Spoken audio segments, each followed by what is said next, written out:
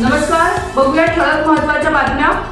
अमित शहा सोबत आज रात्री बैठक, शपथविधीबाबत राष्ट्रवादीच्या नेत्यांना दिले संकेत। मतदान केंद्रावर मतदारांची संख्या 1200 वरून 1500 का केली, निवडणूक आयोगाला सुप्रीम कोर्टाचा सवाल। पुढच्या निवडणुकीसाठी तयार राहा, शिवसेनेच्या पराभूत उमेदवारांना एकनाथ शिंदेंचे आदेश। राज ठाकरेंनी घेतले श्री बल्लाळेश्वर आणि कुलदैवत कोंडाजाई देवीचे दर्शन।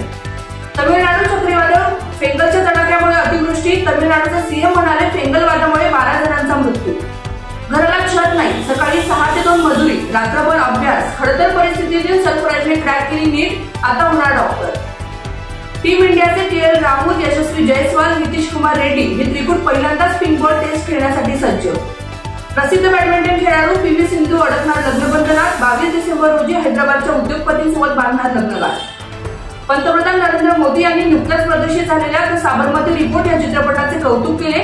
त्यांनी सोशल मीडियावर म्हटले की सत्य नेहमी बाहेर येते, बनावट कथा फार काळ टिकू शकत नाही। 14 वर्षीय गायत्रीला सोनू सूदने दिला मदतीचा हात, दृष्टी गमावलेल्या मुलीच्या आयुष्यात आणला प्रकाश। इंडिया लाईव्ह 365 साठी मी श्रद्धा घुगे, धन्यवाद।